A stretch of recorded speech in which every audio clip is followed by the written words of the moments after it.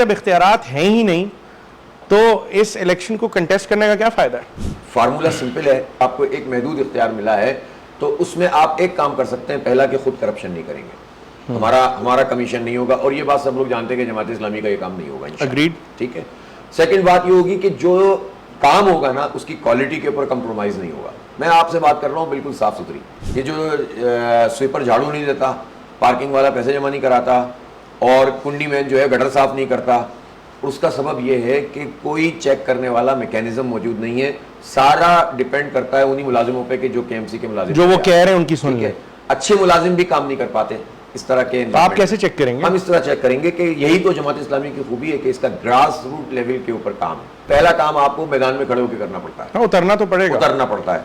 सुबह ही सुबह हाजिरी लेंगे फजर के बाद, ठीक है। शुरू में सुबह हाजिरी लेना शुरू की तो जनाब उन्होंने हाजिरी लगाई, हाजिरी लगा के घंटे भर काम किया, भाग गए, फिर 11 बजे दोबारा लेना शुरू की।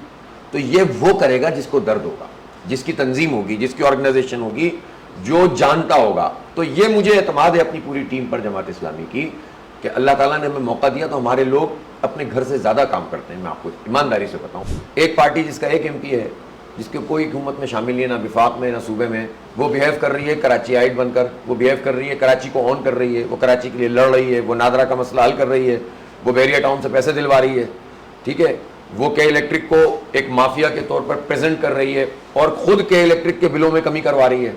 कुछ भी नहीं है हमारे पास ऑनरशिप, सिर्फ हम ऑनरशिप लेते हैं। एक आप हैं कि हर चीज में जब ये कहते हैं कि मेरे पास इख्तियार नहीं है, एक वो मेयर है जो 4 साल तक कहते रहे मेरे पास इख्तियार नहीं और फाइल फेंक के चले गए, तो क्यों लड़ रहे थे आप? क्यों आपने पहला साल गुजारा इस तरह?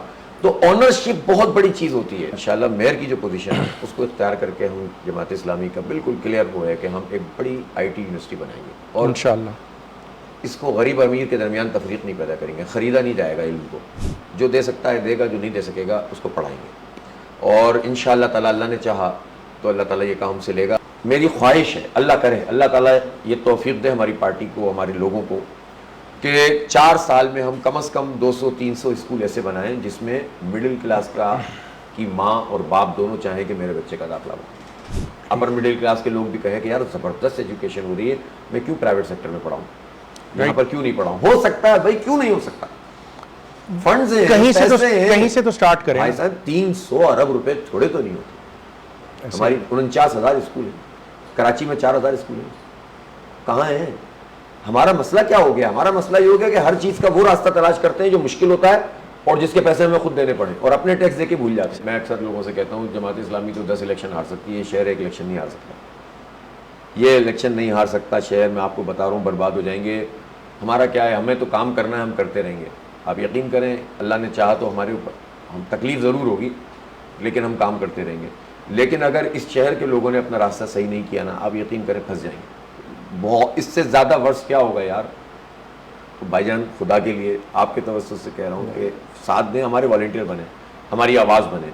हम अपनी ज़ात के लिए नहीं मांग रहे आपसे।